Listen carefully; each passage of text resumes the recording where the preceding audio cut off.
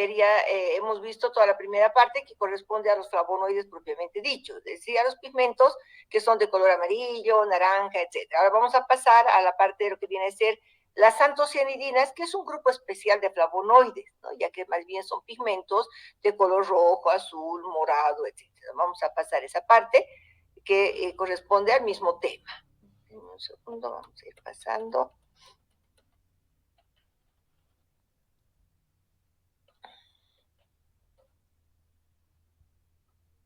Hemos visto de las drogas y nos correspondería ver ahora los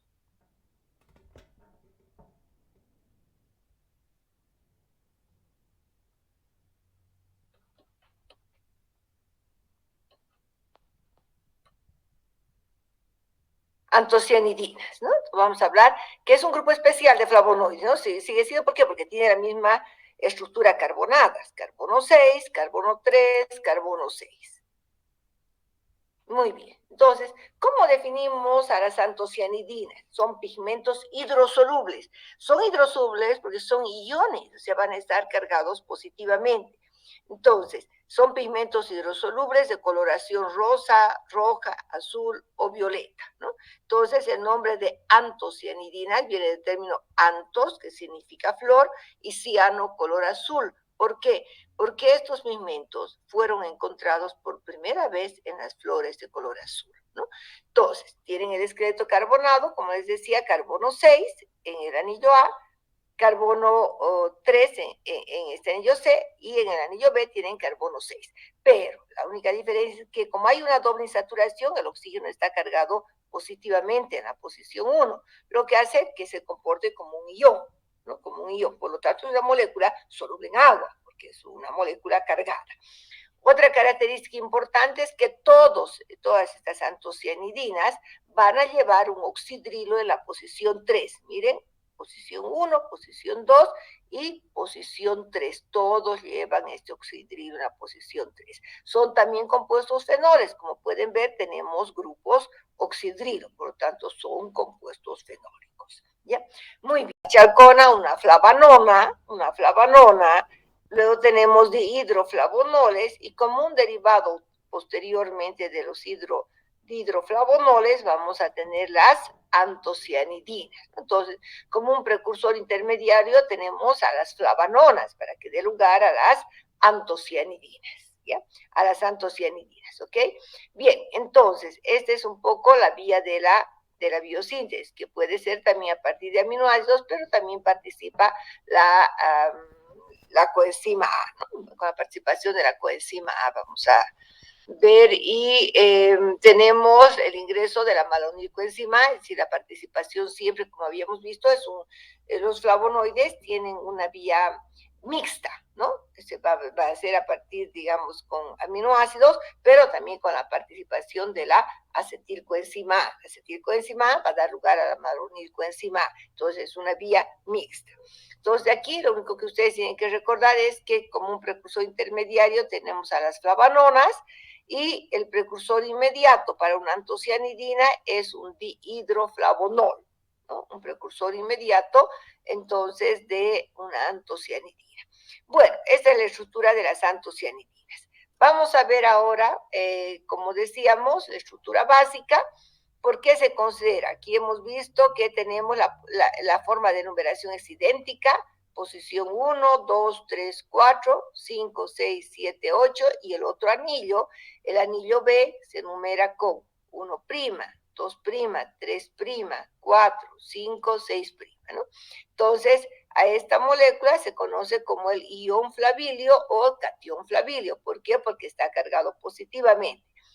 Al estar cargado positivamente puede formar sales. Es así que una forma de poder extraer la antocianidina es utilizando esta propiedad y poderla extraer con un ácido en forma de sal. Eso vamos a ver más adelante.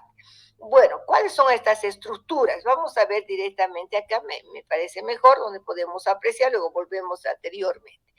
Vamos a ver entonces que hay diferentes grupos de antocianidinas. ¿En qué van a variar? En la posición de los oxidrilos, en el número de oxidrilos, etc. Entonces, De todas las antocianidinas que existen, la antocianidina más común es la cianidina. La cianidina, que es esta molécula, miren, es esta molécula, la cianidina, que se encuentra en el 80% de las hojas permanentemente pigmentadas, en el 69% de los frutos, pero frutos de qué color, rojos, frutos, digamos que sean morados, etcétera, ¿no? Y en el 5% de las flores. Luego, desde la cianidina, viene la delfinidina, la delfinidina, ¿no? Que también es frecuente. Luego tenemos la pelagornidina, esa pelagornidina, que sería esta, y luego tenemos la malvidina. Esta malvidina también es bastante estudiada, puesto que se ha encontrado en las uvas rojas, en las uvas rojas, y malvidina también en las flores de malva. Si ustedes ven la malva, tiene unas flores moraditas, entonces se han encontrado también estas flores. Luego la petunidina, que se encuentra en las petunias, en flores de color morado también, ¿no? Es una característica. Fíjense la diferencia entonces entre estas estructuras que vamos a poder ver en este resumen. Miren, aquí tenemos esta estructura básica, atiendan aquí, ¿no? En el anillo B tenemos un R1 y un R2, ¿ya? Ahora, si R1 es un hidrógeno y R2 es un hidrógeno, tenemos el pelargonidol. Si R1 aquí es un oxidrilo y R2 es un hidrógeno, tenemos el cianidinol o la cianidina. Aquí vamos a ver. Ay, ¿no? Cianidina, miren, esto es, ¿no? Esta es la cianidina. Si R1, entonces aquí un oxidrilo, etc. Ahora, si R1 y R2, si R1 es un metoxilo y R2 es un hidrógeno, vamos a tener el peonidol o peonidina. Si ambos son oxidrilos, tenemos el delfinidol. Si ambos son metoxilo, tenemos el malmidol. Si R1 es un metoxilo y R2 es un oxidrilo, tenemos el petunidol. Y aquí tenemos ya las estructuras. Miren, si R1 es un metoxilo y R2 es un metoxilo, malvidina, ¿no? Si en este caso, si R1 es un metoxilo y R2 un oxidrilo, petunidina, ¿no? Aquí están entonces todas las variantes que se han encontrado en la naturaleza, de los cuales habíamos indicado que la cianidina, normalmente estas moléculas van a estar unidos a una o dos moléculas de glucosa, ¿ya? Para formar, por supuesto, los heterócitos. Pero solamente la genina, que sería esta molécula, también es soluble en agua porque como les decíamos, es un ion, un catión, ¿verdad? Bueno, entonces, la cianidina, la más importante, luego habíamos visto la delfinidina, pelargonidina, la malvidina y la petunidina en las flores de petunia. Las variantes son muy pocas. Fíjense que tenemos grupos fenólicos, son pigmentos fenólicos, ¿ya? Pero debido a que tienen este oxidrilo, este oxígeno cargado positivamente, es una molécula altamente reactiva que va a variar en función del pH los colores que va a dar, ¿no? De acuerdo al pH que vamos a ver más adelante. Entonces, vamos a ver ahora cómo se encontrarían como heterócidos. Entonces, los azúcares pueden estar unidos al oxidrilo del carbón 3 o también podrían unirse al oxidrilo del carbón 5, ¿no? Si aquí tenemos, por ejemplo, la cianidina 3-glucósido, está unido, cianidina 3-glucósido, tiene la glucosa unida al oxidrilo del carbón 3. Pero también podríamos tener cianidina 3,5-diglucósido. Entonces podemos tener la glucosa unida al oxidrilo del carbón 3 y también del carbón 5, ¿no? Entonces tenemos cianidina 3,5-diglucósido. La malvidina, 3-glucósido. La malvidina tiene, miren, dos grupos metoxilo en el R1 y el R2, unida a la glucosa sobre el oxidrilo del carbón 3. Recuerden que hemos indicado que todos Todas las antocianidinas tienen un oxidrilo en el carbón 3, que de preferencia se va a unir al azúcar. Aquí tenemos la malvidina 3-glucósido, ¿no? Entonces, esa es la forma en la que se van a presentar. En las plantas vamos a encontrar ya sean libres o unidos a los azúcares. Ambos son moléculas solubles en agua y en etanol, ¿no? Ya sea como genina o como heteróxido. Bien, ahora vamos a ver sus propiedades físico-químicas. Como ya les había indicado, son solubles en agua y en etanol. Se extraen bastante bien en agua, bastante bien en agua, ¿ya? Pero cuando se extrae con etanol ligeramente ácido, le damos más estabilidad a la molécula, ¿ya? Le da un poco más de estabilidad. Y otra forma que les había indicado, se pueden extraer en forma de sales. Si nosotros hacemos una extracción, por ejemplo, con ácido clorhídrico, se va a formar un cloruro de antocianidina y se puede formar una sal que la podemos precipitar, ¿ya? Bueno, algo que les había indicado, que la reactividad del ion flavilio da la característica de variación de color, ¿no? Dependiendo del pH, vamos a tener diferentes colores. A un pH ácido nos va a dar un color rojo, y a un pH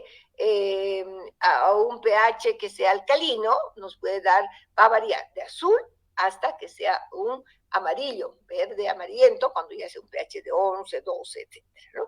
Entonces, la característica más importante, que las soluciones que den estas moléculas van a cambiar de color de acuerdo al pH.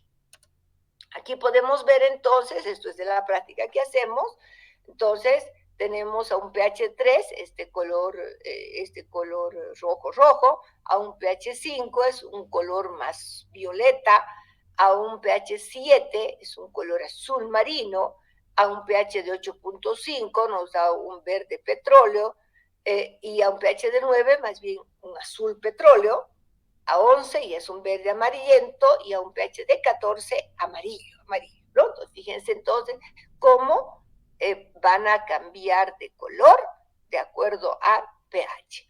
Pero hay que entender que este cambio de color no se debe, qué bonito, porque cambió el pH. No, la molécula es la que cambia de estructura. La molécula es que se puede cargar, digamos, con oxidrilo, puede perder un hidrógeno, etcétera, ¿ya? Es así que nosotros podemos ver, aquí fíjense la parte inferior, por favor. Voy a poner puntero.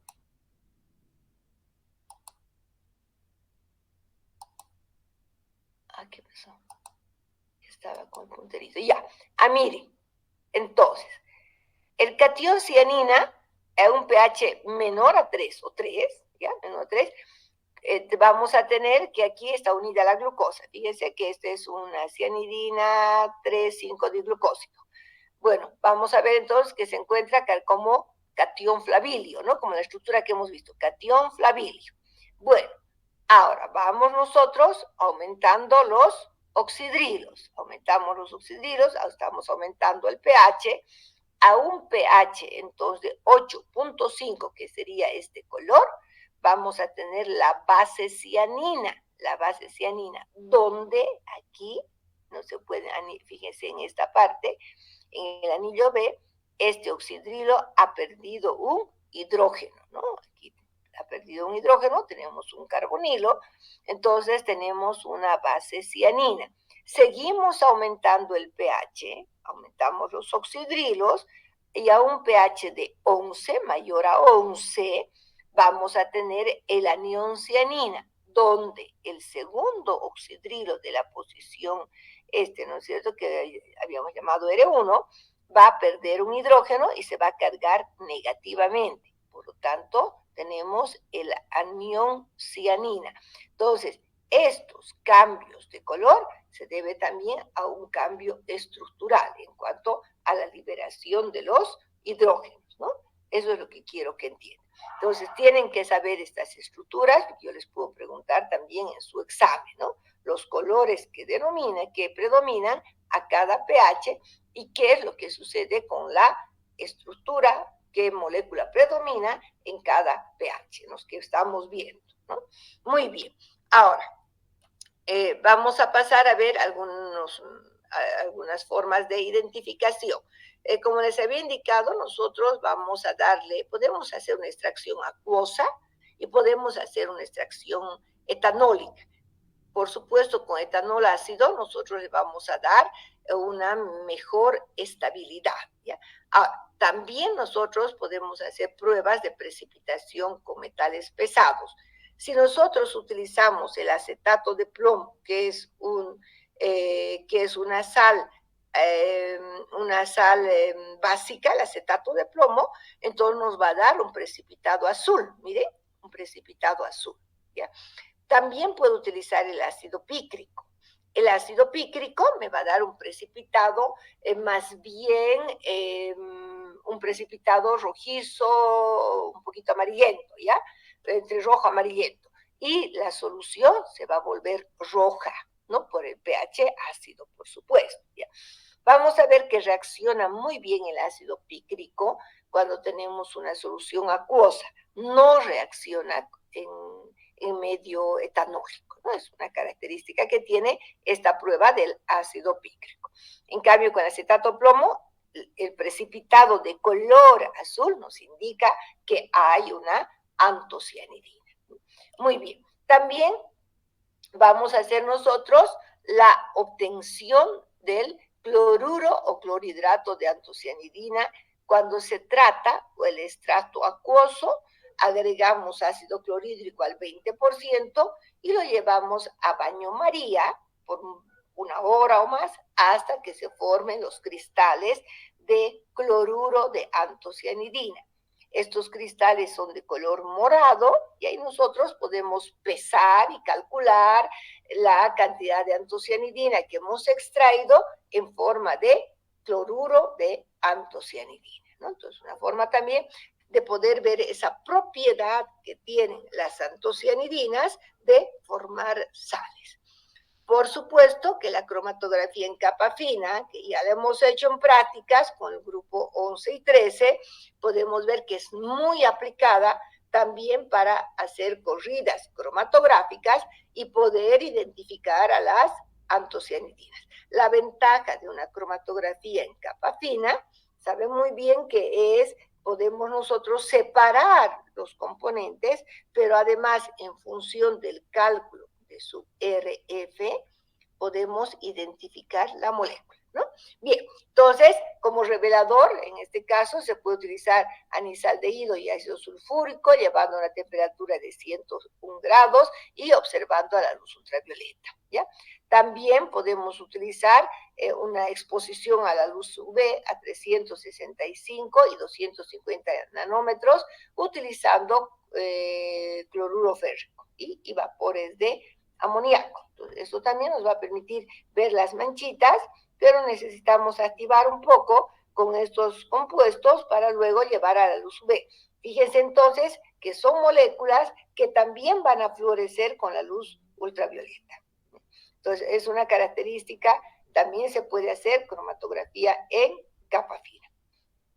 Bueno, la actividad biológica. Hacer un grupo de los flavonoides va a tener propiedades muy similares al grupo de los flavonoides, ¿no? Entonces se consideran factores vitamínicos P, es decir, aquellas moléculas que van a disminuir la fragilidad capilar, se consideran protectores venosos, inducen un aumento de la regeneración fisiológica de la púrpura retiniana, y se los considera vitaminas para la vista, ¿no? También se utiliza en la preparación de formas galénicas, tiene propiedades colorantes porque se puede teñir, pues, especialmente algunas fibras de color, dependiendo del pH, ¿no? Puede ser desde un rojo hasta un morado, desde un rojo, un morado, azul, hasta un verde, ¿no? Solamente cambiando el pH. En el campo, ustedes saben, los tejidos que se utilizan flores, utilizaban frutos para poder teñir sus fibras de una manera natural, ¿no? Y estabilizaban solamente utilizando un poco, en algunos casos de vinagre utilizan, en algunos casos ponen un poco de bicarbonato y van cambiando de color. Y de esa manera tenemos fibras de diferentes colores, ¿no? Aditivos alimentarios para darle color, algunos alimentos, por supuesto, ¿no? Muy bien. Ahora, ¿cuáles son esas fuentes vegetales? A nosotros nos encanta, ¿verdad? Y hay que consumir, porque realmente, algo que me olvidaba aquí, entre las propiedades, que no sé si lo dije, tienen también propiedades antioxidantes. Al ser del grupo de los flavonoides, excelentes antioxidantes. Mejora la circulación en todo el organismo, luego eliminan radicales libres, o sea, son moléculas fabulosas para el organismo. Además, van a estar en frutos que nos encantan, que son las cerezas, las moras, los arándanos, ¿verdad? Las frutillas, los ciruelos, las uvas, en el repollo morado hay bastante, ¿no? Y es más, luego tenemos en las rosas moradas, rojas, vamos a encontrar estas antocianidinas, ¿no? Entonces, siempre se recomienda el consumo de estos alimentos también, frutos que son muy agradables y beneficiosos para la salud. Siempre hay que tender a tener una vida sana, saludable, ¿no? Y pues no se olviden, ustedes son del área de salud y en sus mismos hogares, en sus casas, tienen que recomendarles, ¿no, mamá? ¿Por qué no hacemos una ensaladita, por ejemplo, de col morada?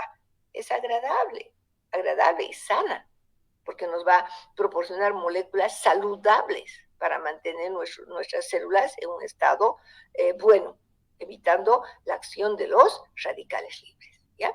Bien, hasta aquí entonces habríamos nosotros terminado el tema. Vamos a hacer un resumen, porque como con esto me presenté al examen, vamos a ver el resumen y vamos a terminar, ¿ya? Bien, a ver, sobre los flavonoides primero, no se olvide que hemos indicado que los flavonoides, las antocianinas es un grupo de flavonoides, pero al ser una molécula un poco diferente por su oxígeno, lo vemos como dos grupos, ¿sí? Pero en el mismo tema. Vamos a recordar un poquito la definición. Los flavonoides y antocianidinas son pigmentos vegetales de naturaleza fenólica. ¿Dónde se encuentra? Especialmente en órganos jóvenes, hojas, flores y frutos. Entre sus propiedades químicas, los heterócidos, es decir, cuando están unidos a los azúcares, son moléculas solubles en agua y en etanol. En cambio, las geninas, sin el azúcar, son moléculas solubles en solventes apolares como el cloroformo. Entre las propiedades biológicas importantes tenemos que actúa como factor P, es decir, disminuye la fragilidad capilar y se caracteriza porque tiene propiedades antioxidantes. Los flavonoides más estudiados con importancia fisiológica, la quercetina, apigenina, quenferol, rutina y citroflavonoides. Entre las dos drogas que hemos estudiado por sus propiedades terapéuticas y de una buena conservación de la salud celular, cardomariano, su principio activo silibina, es un hepatoprotector, ginkgo biloba, flavonoides y terpenolactona, sus principios activos, estos van a mejorar el metabolismo cerebral. Ahora, dentro del grupo de las antocianidinas, como hemos visto, su estructura básica es el ion flavilio, el esqueleto carbonado, carbono 6, carbono 3, carbono 6, es una molécula altamente reactivo porque el oxígeno se encuentra cargado positivamente. Una propiedad físico-química muy importante es que es una molécula que cambia de color de acuerdo al pH, ¿no? Tenemos en un pH ácido, predomina el ion flavilio, en un pH alcalino, en un pH de 11, el anión cianina. Sus propiedades químicas, al ser una molécula cargada, tanto la genina como el heterócido, son moléculas solubles en agua y en etanol, ¿ya? Entre sus propiedades biológicas similares al grupo de los pigmentos amarillos, ¿no? Es decir, de los flavonoides. Tiene el factor de P, es decir, disminuye la fragilidad capilar y también tiene propiedades antioxidantes. Dentro de las fuentes vegetales tenemos una gran cantidad, pero digamos como alimentos, cerezas, arándanos, rosas, col morada, uvas rojas, etc. Entonces, este es un resumen al final entonces de lo que vienen a ser las antocianidinas. Entonces, son moléculas del mismo grupo, pero más reactivas debido a que el oxígeno se encuentra como ion flavídeo. Y recuerden que cambia de color de acuerdo al pH. Bien, entonces, esto no es importante ya. Ahí tenemos algunas estructuras. Fíjense, si ustedes conocen el maíz morado también tiene antocianidinas. Hace tiempo hemos llevado a un congreso, nosotros un trabajo de las actividades antioxidantes del maíz morado. Excelente, también el consumo del maíz morado, muy importante, ¿ya? Bien, eso sería entonces todo. Hasta aquí habríamos terminado entonces el tema de las antocianidinas. Vamos a pasar a otro tema, espérenme un momentito. Doctora, disculpe, buen día. Dime. Estas antocianidinas, una vez extraídas, ya sea en medio ácido o básico, ¿estas antocianidas pueden consumirse? Extraídas, ¿sabes qué? No con medio ácido ni básico. Las antocianidinas es mejor consumirlas haciendo de manera natural, haciendo una extracción, por ejemplo, acuosa, ¿no? Si tú haces un jugo, supongamos, de un licuado de la col morada, excelente. Tú puedes tomar un jugo, un zumo de la col morada, es una extracción acuosa. Ahora, las extracciones ácidas o básicas, más utilizamos ya sea como colorantes, ¿no? Como colorantes en algunos casos. Una extracción básica me da un color azul y puedo utilizar para poder colorear algún producto, ¿no? Ahora, si voy a tener un pH neutro, que es un pH, digamos, puede ser una extracción no ácida, sería una extracción, hay que ver con qué, a un pH neutro, entonces sí voy a utilizar para los alimentos, como aditivo de color, puedo utilizar. Hay que cuidar el pH, ¿no? Que sea un pH que no sea pues dañino, ni digamos para el organismo.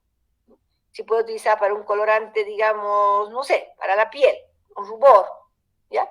Y la piel tiene un pH de 5,5. Puedo hacer una extracción ligeramente ácida para utilizar un colorante con esa propiedad. Entonces, hay que ver que el pH esté dentro, digamos, de la aceptación fisiológica. Eso sería.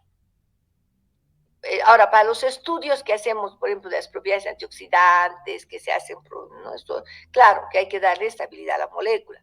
Yo voy a hacer una extracción ligeramente ácida, un pH de 5. Tampoco voy a hacer un pH de 3. Un pH de 5 para poder hacer los estudios de la actividad antioxidante, ¿no? Y eso sí le da estabilidad a la molécula, para que no vaya variando demasiado. ¿Alguna otra duda? ¿Está claro, Carminia?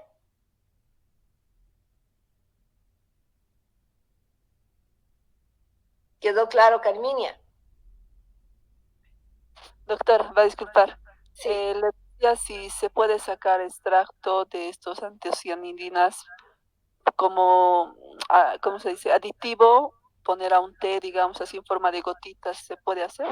Claro, pero para eso harías, por decirte, un extracto etanólico, ¿sí? A un extracto etanólico, ¿sabes cómo? 50-50, ¿no? Porque lo que pasa es que si hacemos un extracto solamente acuoso, si hacemos un extracto solo acuoso, rápidamente se va a fermentar.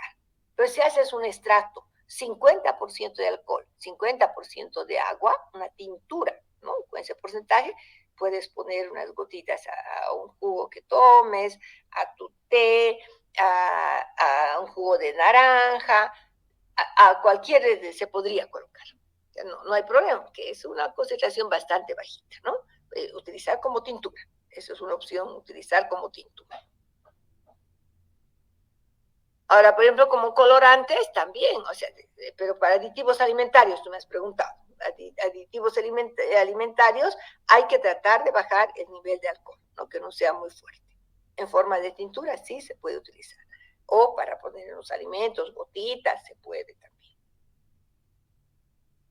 Pero no puedes consumir, a ver, como te diría, no puedes directamente consumir 50% de alcohol, no es fuerte. Entonces, lo que tienes que hacer es tener tu tintura de la antocianidina, del fruto que tú quieras, y puedes colocar unas 20 gotas a una solución, de tal manera que posteriormente se va a diluir totalmente el alcohol, ¿no? Para que no tenga ese efecto.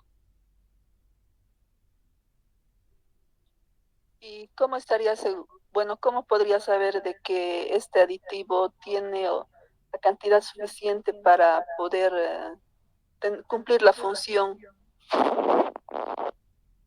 Como aditivo alimentario, no, es que como aditivo alimentario es solamente más que todo como aditivo alimentario para darle un poco de color, un poco de... No te va a dar, si es que si tú vas a utilizar una tintura, sí, podrías, digamos, es que hay dosis, ¿no? O sea, de acuerdo a la fitoterapia, hay dosis, te dice 20 gotas al día. ¿Ya? Entonces, esas 20 gotas tú las puedes consumir, esas 20 gotas, en un vasito de agua, pero es como arocarbol, ¿te das cuenta? Como el arocarbol. Preparas tu extracto y tienes que consumir, digamos, 20 o 30 gotas, pero no vas a tomar la tintura pura del arocarbol, la diluyes en agua.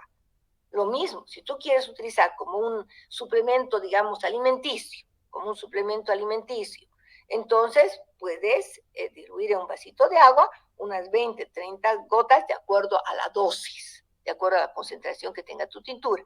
Y eso sí, tomar, eso es excelente. Esa es una forma en la que sí se puede consumir.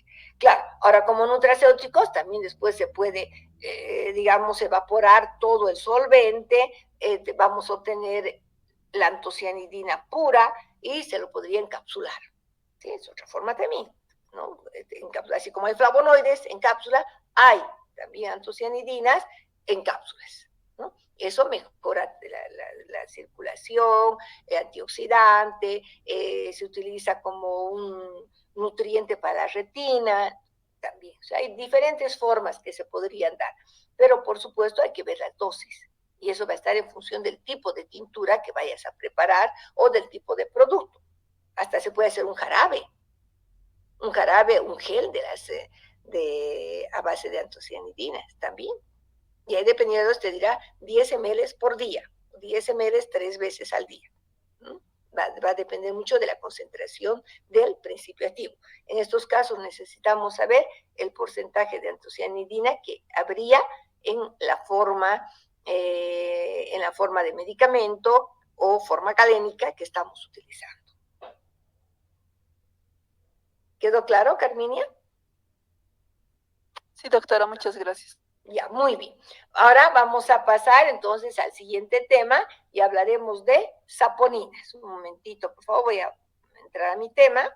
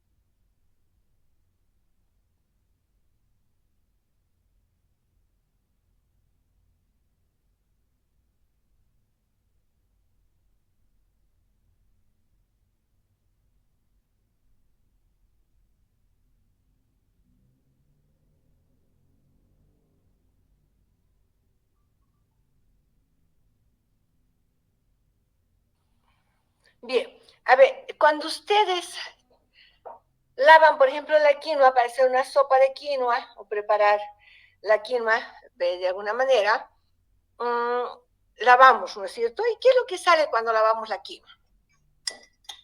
Lavamos nosotros, así agitamos y comienza, ¿qué es lo que nos llama la atención? ¿Qué es lo que nos llama la atención? Así como espumita y su... Muy bien, Carmina, produce espuma. Produce espuma porque tiene saponinas.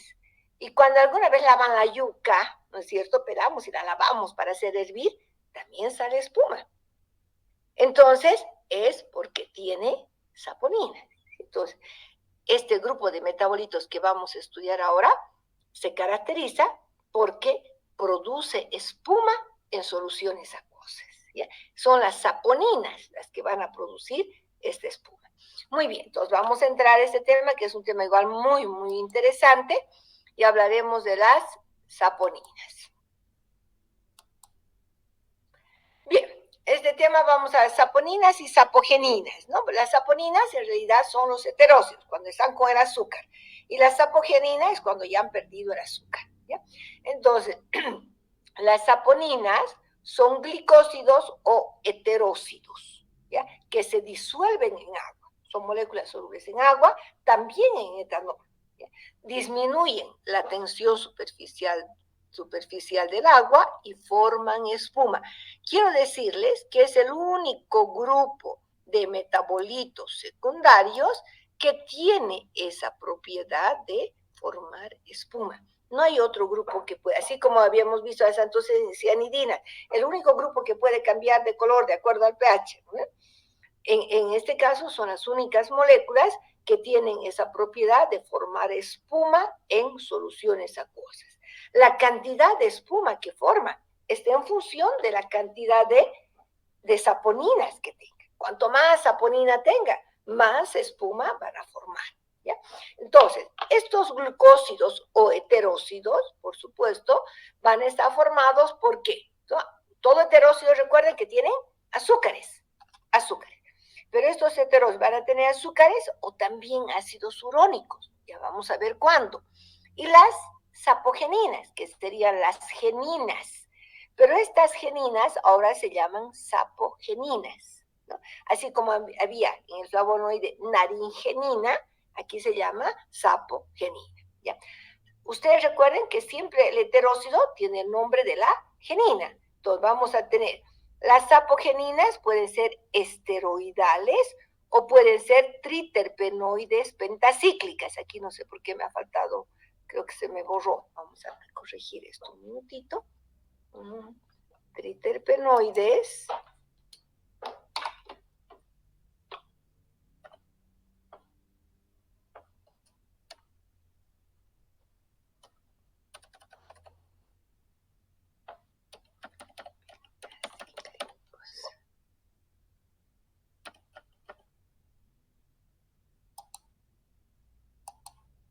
ya, entonces vamos a tener las sapogeninas van a ser sapogeninas esteroidales y sapogeninas triterpenoides pentacíclicas.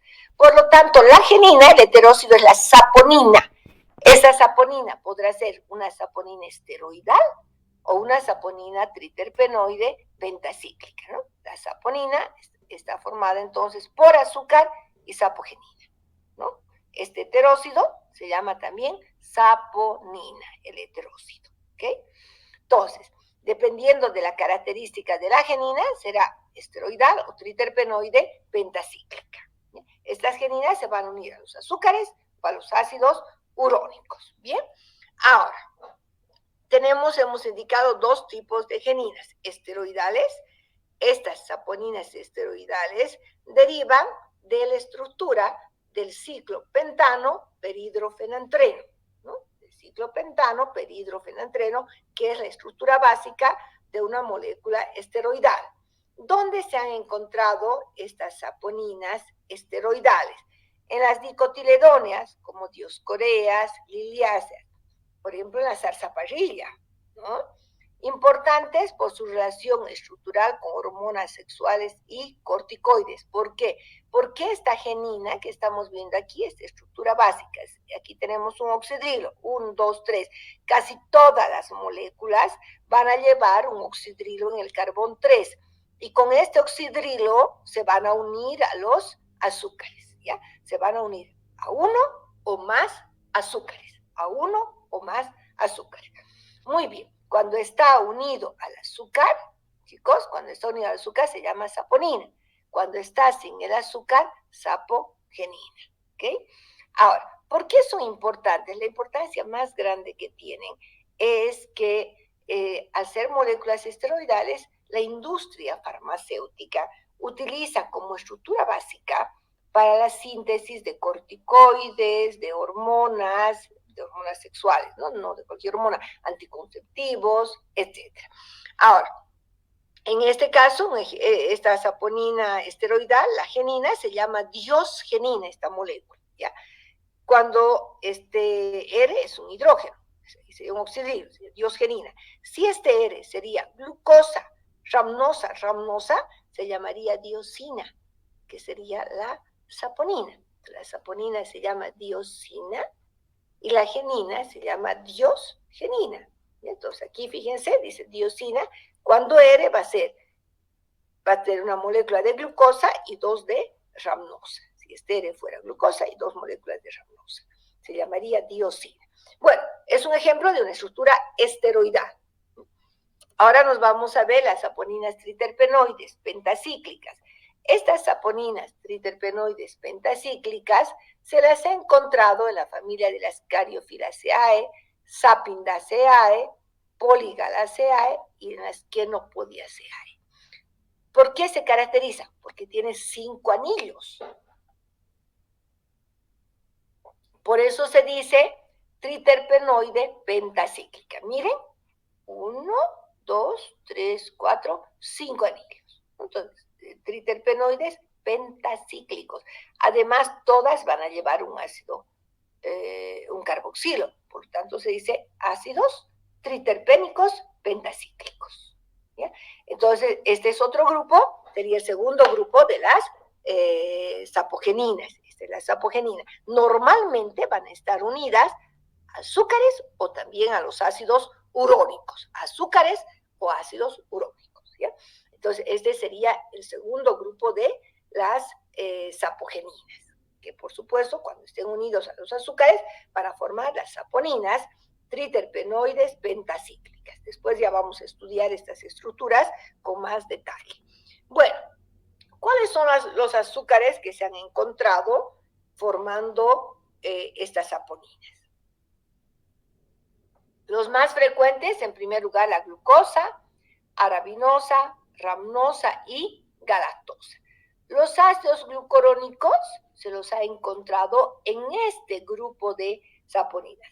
En algunos casos, en lugar de unirse, por ejemplo, a una glucosa, se van a unir a un ácido glucurónico o galacturónico. ¿Ya? Entonces, esto se ha visto en este tipo de saponinas triterpenoides pentacíclicas, ¿ya? Ahora, ¿dónde se unen? Ya les había indicado, todas van a tener un oxidrilo en el carbón 3. Este es el carbón 1, 1, 2, 3. Entonces, un oxidrilo en el carbón 3, también en la otra molécula, 1, 2, 3, también en el esteroidal. Entonces, de preferencia, los azúcares y los ácidos glucurónicos se unen al oxidrilo del carbón 3. ¿Okay? Bien, ahora hablamos de la biosíntesis. Primero de las saponinas esteroidales. Cuando veíamos el tema 5, ¿se acuerdan que hemos hablado mucho de elementos de fitoquímica y de la relación entre el metabolismo primario y el metabolismo secundario?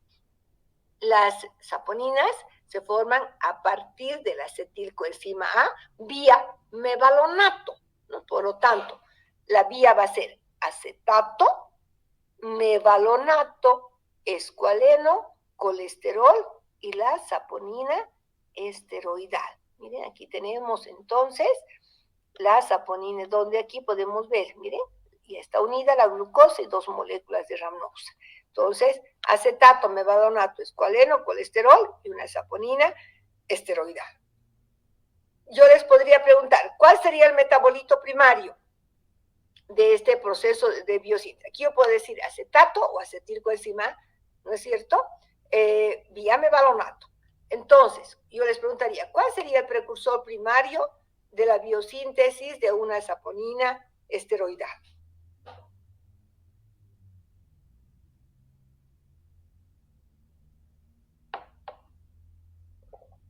¿Cuál sería? Precursor primario. El acetato, doctora.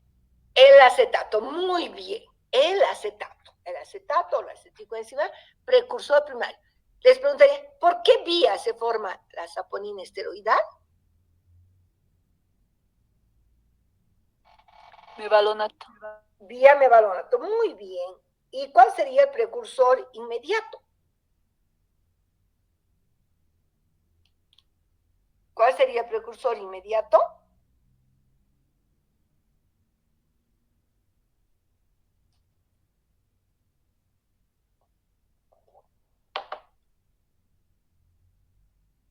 ¿Cuál sería el precursor inmediato? ¿El? Aquí podemos ver. Precursor inmediato. Colesterol. El colesterol. Colesterol. Muy bien. Eso les voy a preguntar en su examen, ¿no?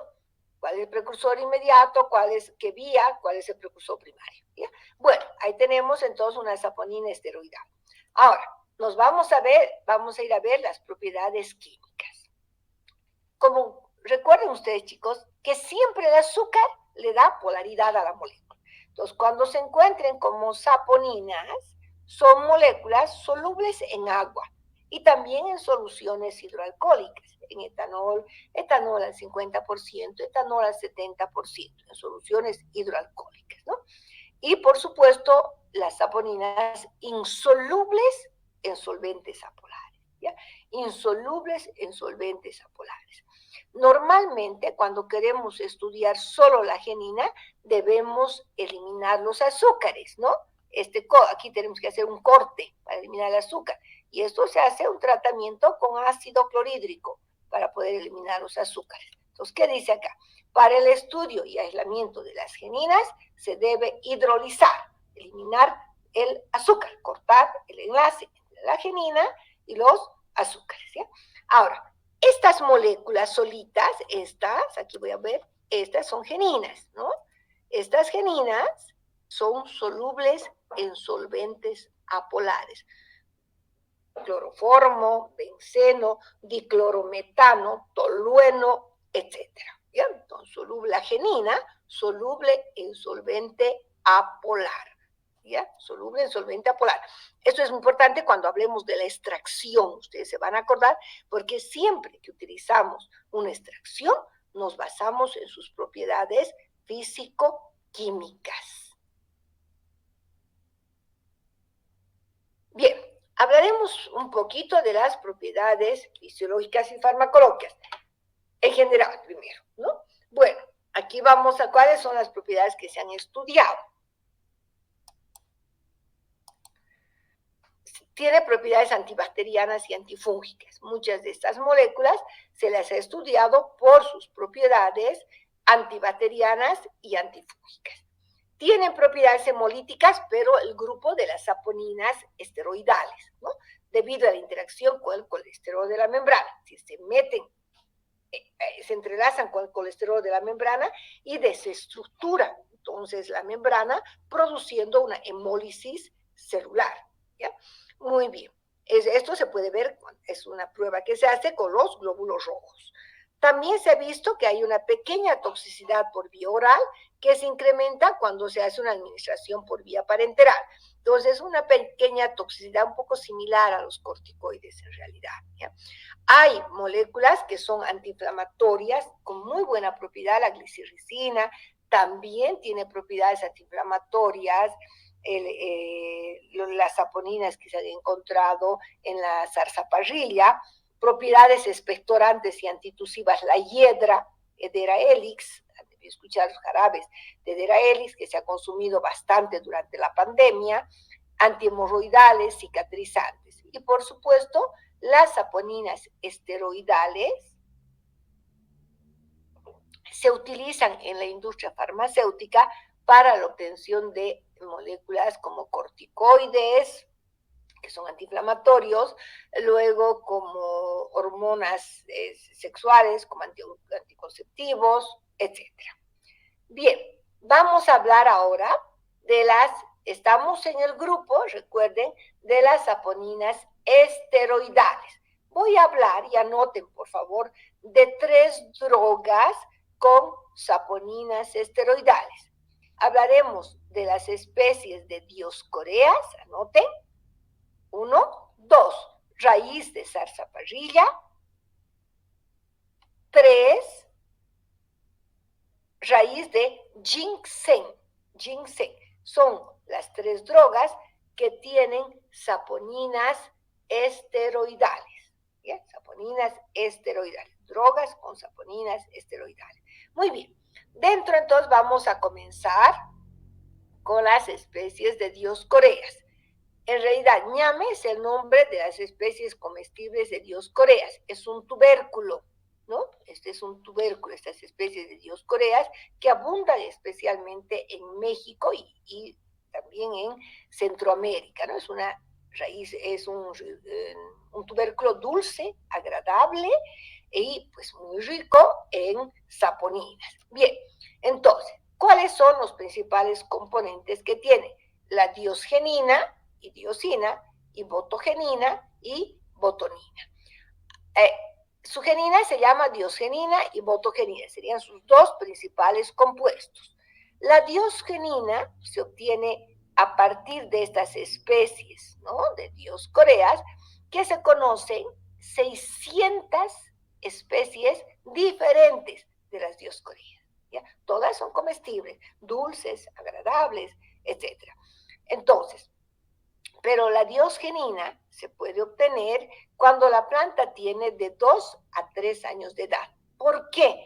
Porque ese momento es cuando tenemos una mayor concentración de la saponina, cuando la planta tiene de 2 a 3 años de edad, porque se utiliza mucho, si bien es comestible, se utiliza mucho, cultiva para obtener la diosgenina que la venden a la industria farmacéutica, ¿ya? Entonces, es muy utilizada para luego obtener la diosgenina, que va a tener un uso farmacéutico, un uso industrial. Bueno, aquí tenemos la estructura entonces de la estructura de la diosgenina, que ya la hemos visto, ¿no?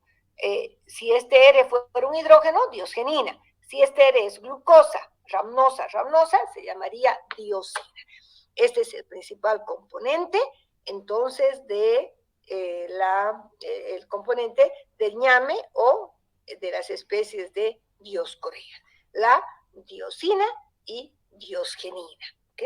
Muy bien, entonces, vamos a ver, les decía que se utiliza como comestible, pero especialmente cultivan una gran cantidad para poder obtener la diosgenina, la que se va a utilizar posteriormente en la industria farmacéutica. ¿Cómo se hace se puede hacer con el tubérculo fresco o también seco? Si fuera seco, estos tubérculos desecados se sumergen en una solución ácida. ¿Para qué? Para llevar a cabo una hidrólisis parcial de los azúcares, ¿ya? Posteriormente, se adiciona ácido clorhídrico por 3 horas a presión de 1.2 a 1.5 atmósferas, porque lo que queremos es que a esta temperatura y esta presión se pueda cortar el enlace entre la genina y los azúcares, ¿ya? Entonces, ¿qué se hace? Se va a agregar después de haber dejado remojando, si quieren, con la solución ácida, se agrega más ácido, se lleva a olla de presión, posteriormente se filtra, se neutraliza, porque no se olviden que estamos en un pH ácido, se lava, se deseca, ¿ya? se va a evaporar todo el solvente. Ahora, como ya hemos liberado los azúcares, nos queda la genina sola. Al estar la genina sola, es soluble en un solvente apolar, ya no en agua. Entonces, hacemos una extracción con un solvente apolar, cloroformo, benceno, hexano, etc. ¿Ya? Entonces, y esta genina es la que posteriormente se va a comercializar hacia la industria farmacéutica. ¿Entendido? Bueno, ¿qué más? Cuando se trata de tubérculos frescos, directamente se puede dejar en un proceso de maduración, es decir, en una fermentación natural, por unos 4 días o 2 días, etcétera, ¿no? Para que pueda fermentarse, y esa fermentación natural va a producir una hidrólisis parcial, ¿ya? Eso es. Entonces, ese es el principal uso que va a tener esta como alimento, y por supuesto, como habíamos visto, para que se pueda extraer la diosgenina con este procedimiento. Quiero decirles que este procedimiento que estamos viendo es un ejemplo de cómo se puede extraer cualquier saponina esteroidal. ¿Ya? Necesitamos hacer una extracción ya sea acuosa, después se hace una hidrólisis ácida y posteriormente una extracción orgánica, con un solvente orgánico, ¿no? Eso es. Bien, ahora, la zarzaparrilla. Todos conocemos la zarzaparrilla, y cuando hagamos la práctica el día miércoles, trabajaremos con la raíz de zarzaparrilla. Todos conocemos, es una raíz de diversas especies del género Smilax, de la familia de las liliáceas. La raíz tiene hasta 3 metros de longitud, las raícitas son largas, tortuosas y como dobladas, tiene anillos, tiene rugosidades, el color externo es de un color café oscuro, el color interno es más bien de un color pardo naranja, no tiene ningún olor característico, pero tiene un sabor dulce y acre, ¿no? Como tiene azúcares, tiene saponina, un sabor ligeramente dulzón, ¿ya? Y por supuesto que cuando ya veamos la práctica, al tener saponinas, que vamos a utilizar la droga pulverizada, al tener saponinas, sus soluciones forman espuma, ¿ya? Bueno, ¿cuáles son sus principales componentes? Tiene saponinas esteroidales. Los principales componentes como geninas es la esmilagenina y la zarzapogenina. Si fuera unido al azúcar, es esmilanina y la zarzaponina, ¿no? Bien, eso sería. Ahora, estos son los principales componentes, esmilagenina y zarzapogenina. Un secretito para que ustedes puedan aprender. Hemos dicho que su nombre científico es Smilax y su nombre común, zarzaparrilla. Entonces, sus dos principales componentes son, uno deriva de su nombre científico, esmilagenina, y el otro deriva de su nombre común, zarzapogenina, ya para que no se olvide. Bueno, ¿para qué se utiliza la zarzaparrilla? Dentro de nuestra medicina tradicional, la zarzaparrilla es bastante utilizada. Antes incluso se utilizaba para combatir la sífilis. ¿Por qué? Porque tiene buenas propiedades antibacterianas, ¿ya? También se utiliza para el reumatismo. Cuando uno tiene dolores articulares, tenemos reumatismo, es decir, tienes que tomar una decocción de zarzaparrilla por sus propiedades antiinflamatorias. También se utiliza para el acné, ¿no? Se toma igual, se hace hervir un poco, porque es una raíz, contiene tierra, hay que hacer hervir, hay que lavar bien y hacer hervir, ¿no? Y se va tomando para problemas de acné por sus propiedades también antibacterianas y antiinflamatorias. Y por supuesto, al ser de la familia de las saponinas esteroidales, también esta molécula también se utiliza como precursor de los corticoides y otros productos, ¿no? Incluso al tener una molécula esteroidal, hay jarabes para la mujer durante la menopausia, para que le pueda ayudar como un suplemento hormonal, ¿no? Ya que es un esteroide, ¿ya? es un esteroide también. Bueno, tiene muchas propiedades, vamos a ver cuando hagan ustedes el trabajo final, vamos a hacer una monografía de la zarzaparrilla, que es muy interesante los estudios que se han llevado a cabo con la zarzaparrilla. Bien, vamos a entrar a ver la tercera droga, muy utilizada, el ginseng. Ustedes han debido hablar de ginseng coreano, del ginseng rojo, etc. ¿Ya? El ginseng, es una raíz desecada de Panax ginseng, de la familia Araliaceae. Es una planta originaria de la China, en Corea, ahora se cultiva en diferentes partes del mundo. Es bien interesante porque la planta tiene más o menos 50 centímetros de alto, tiene una roseta de flores verdes que va a dar lugar luego a frutos rojos, ¿no? La flor es verde y el fruto es rojo, son bayas de color rojo. La parte utilizada es el rizoma, ¿no? Raíz y rizoma, porque es una raíz gruesa, que más o menos se va a utilizar cuando tengan 3 a 6 años de edad la planta, porque es el momento de mayor concentración de los ginsenócidos. Vamos a ver después algunas otras características. Ahí tenemos las raíces, ¿no? Esta es la raíz, mire, es bonito, voy a agrandar un poco. Mire, ¿qué forma tiene? Díganme, esta es una característica muy importante dentro de la medicina tradicional china, la forma que pueda tener la droga que ellos utilizan. ¿Qué forma tiene? Humana.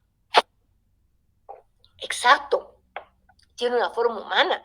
Por lo tanto, dicen en la medicina tradicional china que esta planta, esta droga, sirve para el funcionamiento de todo el organismo, para el cerebro, para la circulación, ¿no? Para el corazón, para la diabetes, les da energía vital al hombre, a la mujer. Entonces, es una gran propiedad, ¿no? Propiedades muy interesantes. Vamos a ver luego un video de los usos. La raíz se cosecha, como les decía, cuando la planta tiene de 3 a 6 años de edad, que es el momento de mayor concentración del principio activo. Bueno, ¿cuáles son sus componentes? Una gran variedad de saponinas esteroidales. Aquí estamos viendo solamente las geninas. Panaxdiol, ¿no? ¿Por qué? Porque tiene 2 oxidrilos, la criptogenina, y aquí tenemos, es la misma molécula que veo aquí, Panaxdiol y panaxtriol, ¿no? Tiene 13 moléculas diferentes, ¿ya? 13 moléculas diferentes. A todos estas sapogeninas, miren, una cosita importante, las saponinas esteroidales también son triterpenoides tetracíclicas, ¿ya? ¿Por qué? Porque tienen 1, 2, 3, 4 núcleos, ¿ya? Pero más las conocemos como esteroidales para no confundirse, ¿ok? Bueno, entonces, son saponinas esteroidales. Aquí tenemos la estructura básica de las geninas. Estos ginsenócidos son diferentes, con propiedades muy importantes, y vamos a ver, se utiliza mucho como anabolizantes, es decir, debido a que son esteroides, pues va a tener propiedades energizantes, da vigor, da energía. Se utiliza mucho en las vitaminas, especialmente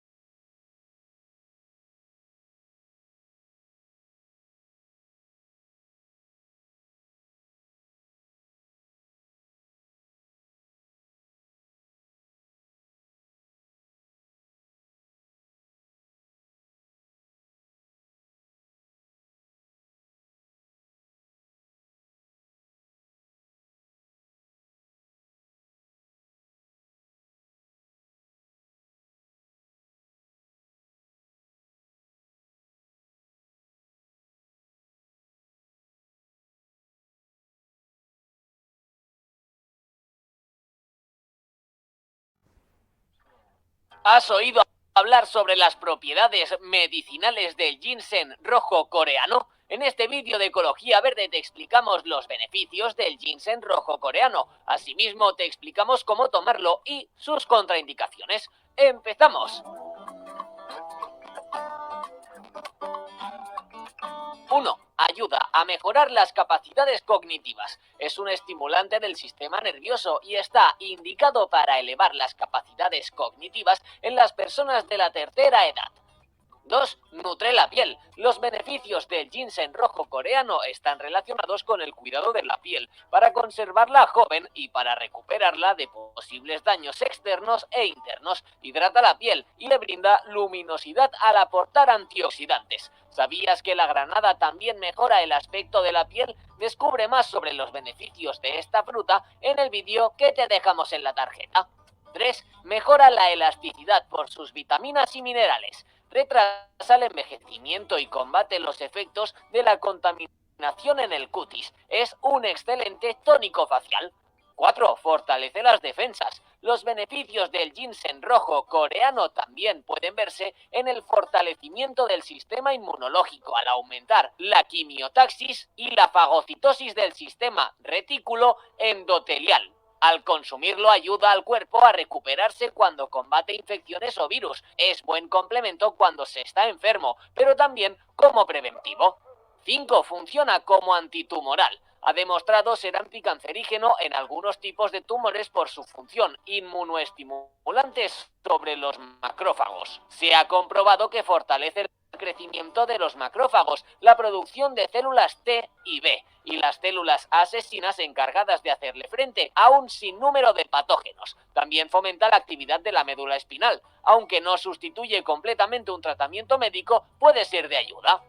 6. Revitaliza y mejora todos los sistemas. Se considera un tónico suave que favorece la vitalidad tanto en adultos como en adultos mayores. Especialmente en las personas mayores es un suplemento útil porque ayuda a superar las situaciones de estrés y angustia que van acumulando a lo largo de los años. Al ser un revitalizante del sistema nervioso y del inmunológico, permite que los mayores conserven las ganas de vivir, recuperen su memoria y mantengan sana su capacidad de concentración. Como adaptógeno permite eliminar el estrés, fortaleciendo nuestro sistema de defensa, con la ventaja de no inhibir el sistema nervioso. Y antes de continuar vamos a ponerte a prueba. ¿Cuál de las siguientes afirmaciones describe mejor el ginseng rojo coreano? A. Es una planta originaria de Europa. B. Se utiliza principalmente para tratar dolores de cabeza. C. Es conocido por sus propiedades adaptogénicas. O D. Se consume principalmente como fruta fresca. Piénsalo bien porque al final del vídeo podrás comprobar si has acertado.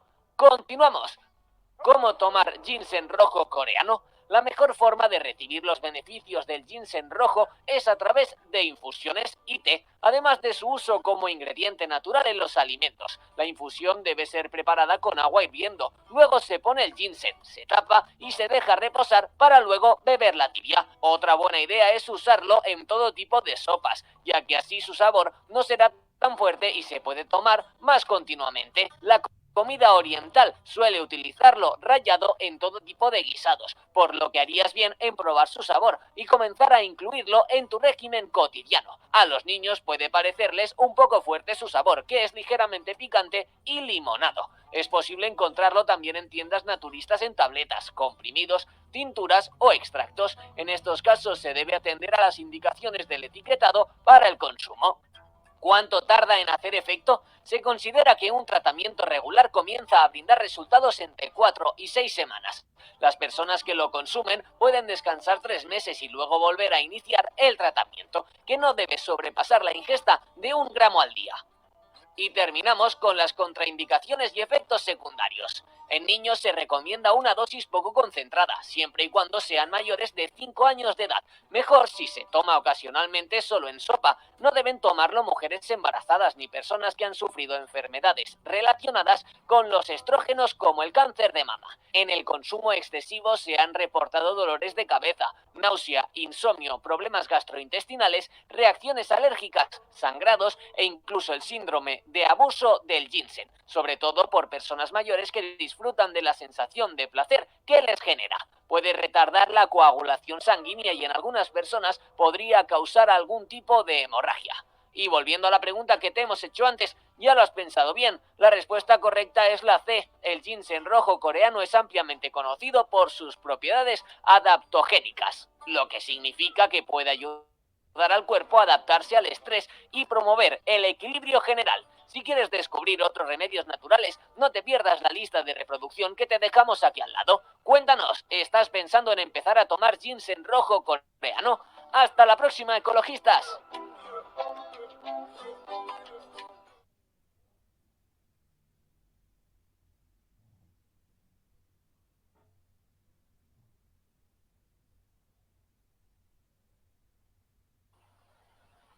Bien, han podido ver el video, muy bonito, completo, sencillo, ¿no es cierto? A ver, ¿cuál es la dosis recomendada por día y cómo se debería tomar? La dosis recomendada, ¿cuánto era?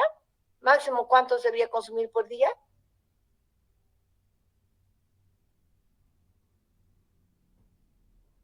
Ha dicho casi al final. 1 gramo. 1 gramo, muy bien, máximo 1 gramo, ¿verdad?